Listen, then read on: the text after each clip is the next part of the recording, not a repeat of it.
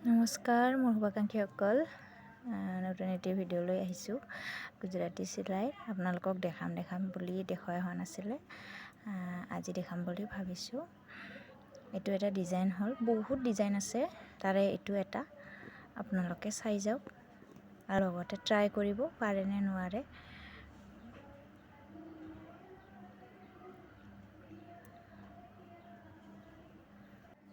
কিছুমানে কয় গুজৰাটী ডিজাইনটো সহজভাৱে শিকোৱা হওক বুলি, কিন্তু গুজৰাটী ডিজাইনটো সহজ নহয়, কিন্তু শিকিলে একদম ইণ্টাৰেষ্টিং হয়, বহুত বেছি ভাল লাগে কৰি।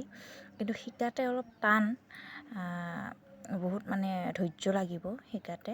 কিন্তু সহজ বুলি ক'লে মই সহজ বুলি নাভাবোঁ।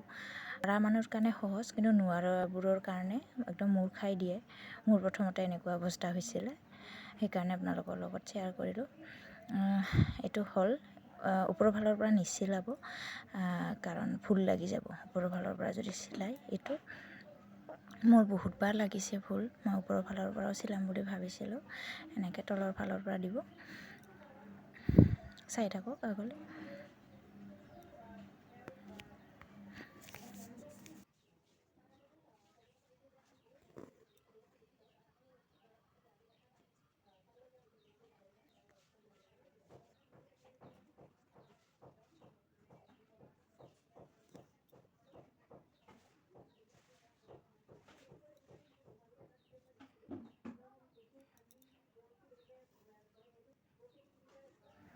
এয়া এটা পাক দিয়া হ'ল, আৰু আছে দুটা পাক, তাৰপিছতহে কমপ্লিট হ'ব।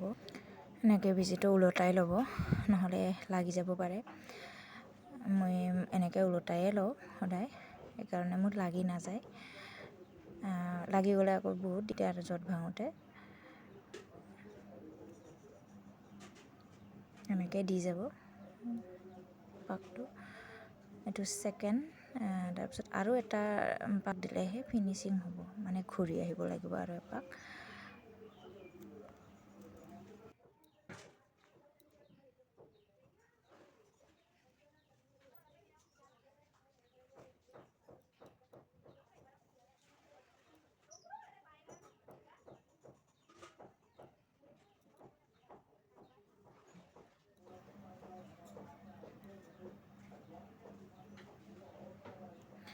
এইখিনি মোৰ ভৰাওঁতে বহুত অসুবিধা হৈছিলে,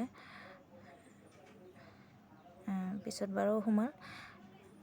এইটো হ'ল, ইফালেদি লৈ গৈ আকৌ এটা পাক ইফালেদি আহিব লাগিব ঘূৰি, তেতিয়া কমপ্লিট হ'ব। এইখিনিতো মোৰ বাৰে বাৰে শ্লিপ হৈ আছিলে, তাৰপিছত মই ভাবিলোঁ এটা এটাকৈ কৰি দিওঁ। এনেকৈ